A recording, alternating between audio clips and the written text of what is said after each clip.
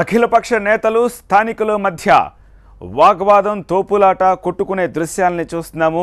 కొద్దిసేపటి క్రితం ధర్నా చౌక్ దగ్గర ఏర్పడిన పరిస్థితి ఇది. స్థానికులు పెద్ద మొత్తంలో అక్కడికి ధర్నా చౌక్ ఇక్కడి నుంచి తొలగించాల్సిందే అంటూ ఆందోళన చేపట్టడానికి వచ్చారు. అదే సమయంలో నిరసన చేస్తామన్న అఖిలపక్ష నేతలు, ముఖ్యంగా సిపిఐ వామపక్ష నేతలు తమ జెండా కర్రల్ని అలాగే రాడ్లని పట్టుకుని మహిళల్ని ముందు పెట్టి తమపై దాడి చేశారని వారు ఆరోపిస్తున్న పరిస్థితి. కుర్చీలు విసురుకున్నారు.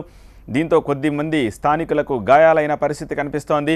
పోలీసులు ప్రస్తుతం పరిస్థితిని అదుపు చేసేందుకు పెద్ద మొత్తంలో అక్కడకు చేరుకున్నారు. ఇందిరాపార్క్ దగ్గర ఉద్రిక్త వాతావరణం ఏర్పడింది. సౌండ్ పొల్యూషన్ అలాగే పరిసరాల అపరిశుభ్రం అవ్వడము, వాకింగ్ ప్రశాంతంగా చేసుకోలేకపోవడం లాంటి కారణాలతోటి ఇక్కడి నుంచి ధర్నా చౌక్ని తొలగించాలని స్థానికులు పట్టుబడుతుంటే వామపక్ష అఖిలపక్ష నేతలంతా కూడా ధర్నా చౌక్ ఇక్కడ ఉండాల్సిందే అని చెప్పి పట్టుబడుతున్నారు. ఒకసారి ధర్నా చౌక్ వెళ్దాం.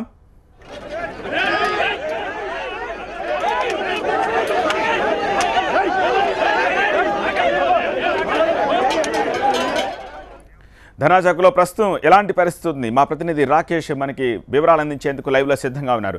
రాకేష్, పరిస్థితి అదుపులోకి వచ్చిందా? ఎవరి కారణంగా ఘర్షణ మొదలైంది? ఏం జరిగింది అసలు?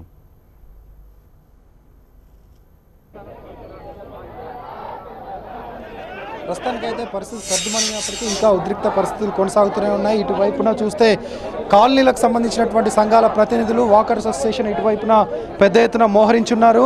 ఇంకా బస్తీల నుంచి ఇంకా పబ్లిక్ వస్తూనే ఉన్నారు. మరోవైపు ఇటు వాళ్ళకి వ్యతిరేక దిశలో చూసినట్టయితే వ్యతిరేకంగా ఉన్నటువంటి రోడ్డు వైపున పూర్తిగా సిపిఐ కార్యకర్తలు పెద్ద ఎత్తున మోహరించున్నారు.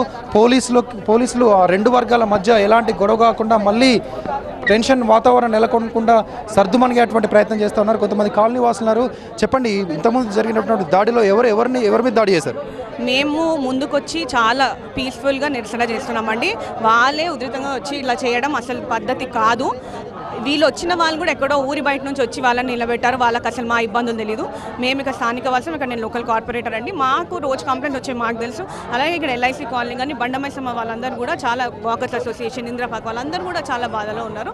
సో దానికోసం వాళ్ళ కోరిక మేరకు మేము ఇక్కడ వచ్చి, ఇన్నేళ్ల నుంచి లేనటువంటి సమస్య, కేవలం ఉదయం ఒక గంట వాకింగ్ చేసుకునే వాళ్ళకి రోజు ధర్నాలు చేసే వాళ్ళతో ఏంటి ప్రాబ్లం అనేది వాళ్ళ అబ్జెక్షన్. ఉట్టి వాకర్స్కే కాదండి, ఇక్కడ బ్యారికేడ్స్ 365 డేస్ బ్యారికేడ్స్ ఉంటాయి. అక్కడ లోకల్ ఎల్ఐసి కాలనీ కానీ వాళ్ళకి ఐడి కార్డ్స్ అడగడం జరుగుతుంది. అంబులెన్స్ ఉండదు, వెళ్ళడానికి వే ఉండదు. స్కూల్స్ ఉన్నాయి, అంగన్వాడీస్ ఉన్నాయి. సో నడవలేరు. ఆడవాళ్ళకి, మహిళలకి చాలా ప్రాబ్లం ఉంది. సో ఇది ఇప్పటిదే కాదు, 2-3 years నుంచి నడుస్తుంది. సో ఇప్పుడు కోర్ట్ కేసు ఫేవర్లో ఉందామనుకుంటారు. అదే సీఎం గారు కూడా కన్సిడర్ చేశారు. సో పార్టీ తరఫున కాకుండా ప్రజలు వచ్చి మాకు కోరితే కానీ మేము ముందుకు వచ్చి చేస్తాం. మీకు అనుమతి ఇచ్చినటువంటి టెంట్లో కేవలం స్థానికులే కాదు, ఇతర ప్రాంతాల నుంచి టీఆర్ఎస్ కార్యకర్తలు కానీ కొంతమంది బయట వాళ్ళు వచ్చారనేది సిపిఐ ఆరోపణ. లైట్స్ అండి, మీరు ఎవరికన్నా అడగొచ్చు. వాళ్ళు బయట ఊరు నుంచి వచ్చారు కానీ మా వాళ్ళైతే అందరు లోకల్ లైట్స్, మీరు ఎవరికన్నా అడగొచ్చు. ఇప్పుడు ఏం చేయబోతున్నారు? ఈ ఆందోళన ఇట్లాగే కొనసాగిస్తారా? ఇంకా ఉద్రిక్త పరిస్థితి ఉంది. లోకల్ కార్పొరేటర్గా మీకు రెస్పాన్సిబిలిటీ ఉంది, దీన్ని తగ్గించాల్సినటువంటి అవసరం ఉంది. ఏం చేయబోతున్నారు? తప్పకుండా మాకు ఇక్కడ ధర్నా చౌక్ వద్దండి. దానికోసం మేము ఈ నిరసన మానవు. అంటే ఇది ఈ కాలనీ వాసులు చెప్తున్నటువంటి సిచ్యువేషన్. పూర్తిగా ధర్నా చౌక్ని ఇక్కడి నుంచి తరలించాల్సిందే. పొల్యూషన్ విపరీతంగా పెరిగిపోతుంది. ధర్నాలు చేయడం వల్ల అక్కడ ప్లాస్టిక్ జామ్ అవుతుంది. దాన్ని క్లీన్ చేయడం చాలా ఇబ్బందిగా మారుతుంది. సౌండ్ పొల్యూషన్, అదేవిధంగా 24 గంటలు పోలీసులు బ్యారికేడ్లు ఇక్కడ పెట్టడం వల్ల పూర్తిగా రాకపోకలకు ఇబ్బంది కలుపుతుంది.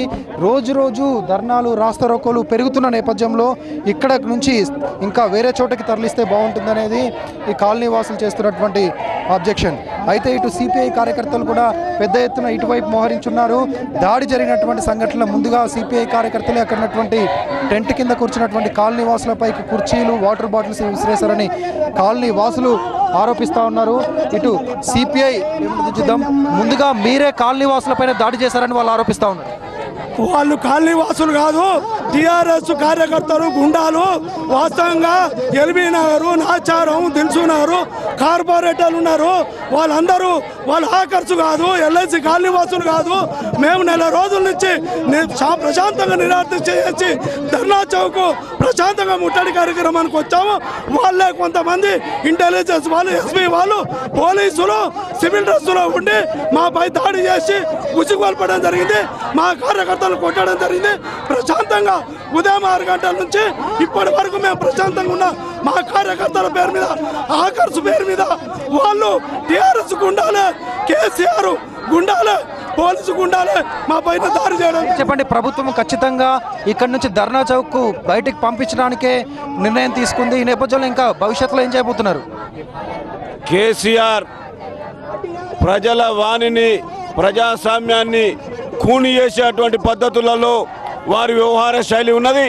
ఇవాళ నెల రోజుల నుంచి ఇందిరా పార్కును కాపాడుకునేటువంటి దాంట్లో రాజకీయ పార్టీలు, ప్రజాస్వామ్యవాదులంతా కలిసి పోరాటాన్ని కొనసాగిస్తున్నటువంటి నేపథ్యంలో ఇవాళ ఇందిరా పార్కు దగ్గర టీఆర్ఎస్ గుండాలను పెట్టి ఈ రకంగా ప్రజాస్వామ్యాన్ని కూని చేయడం అంటే, ప్రభుత్వం అధికారంలోకి రాకముందు ఒక మాట, వచ్చినాక ఒక మాట, ఇవాళ ఈ ప్రజాస్వామ్యాన్ని కూని చేసి ప్రజాస్వామ్యాన్ని మంట కలిపేటువంటి కేసీఆర్కు ప్రజలు తగిన గుణపాఠం చెప్తారు. ఇక్కడ మనం చూసినట్టయితే వామపక్షాలకు సంబంధించినటువంటి కార్యకర్తలు, ముఖ్యంగా సిపిఐ, పీడీఎస్యు, సిపిఎం కార్యకర్తలు పెద్ద ఎత్తున రోడ్డుపైన బైఠాయించారు.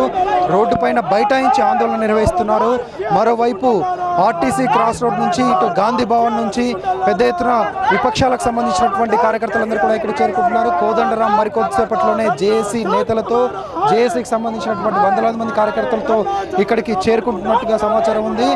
ఆర్టీసీ క్రాస్ రోడ్లో ఉన్నటువంటి బస్ భవన్ వద్ద నుంచి కోదండరాం బృందం ఇక్కడికి రానుంది. మరోవైపు ఇటు చుట్టుపక్కల కాలనీలకు సంబంధించిన వాళ్ళు, బస్తీలకు సంబంధించిన వాళ్ళు కూడా పెద్ద ఎత్తున ఇక్కడికి చేరుకుంటున్నారు.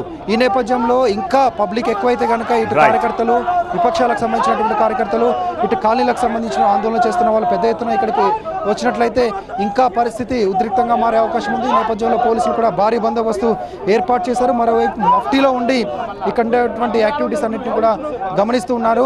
రెండు వైపులా ఉన్నటువంటి, రెండు వర్గాల వారి మధ్యలో అడ్డుగోడలా ఉన్నటువంటి పోలీసు బృందాన్ని మనం చూస్తూ ఉన్నాం.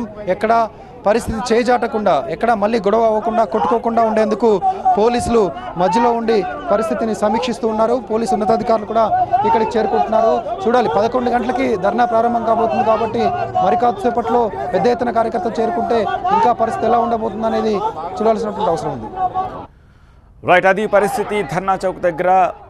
ప్రస్తుతానికి పరిస్థితి అయితే అదుపులోనే ఉన్నప్పటికీ ఉద్రిక్త వాతావరణం అయితే ఇంకా కొనసాగుతోంది. 11 గంటలకు ధర్నా ప్రారంభం కాబోతోంది కాబట్టి ధర్నా చౌక్కి అన్ని వైపుల నుంచి వచ్చే పెద్ద ఎత్తున వచ్చే నిరసనకారులను పోలీసులు అడ్డుకుంటారా, లేకపోతే అలౌ చేస్తారా ధర్నా చేసేందుకు? మరోవైపు స్థానికులతోటి అఖిలపక్ష నేతల వాగ్వాదం తిరిగి మళ్ళీ ప్రారంభమవుతోందా? వాళ్ళని పోలీసులు ప్రస్తుతానికి అదుపులో ఉంచినా వాళ్ళు ఎలా రెస్పాండ్ అవుతారనేది చూడాల్సిన పరిస్థితి కనిపిస్తోంది.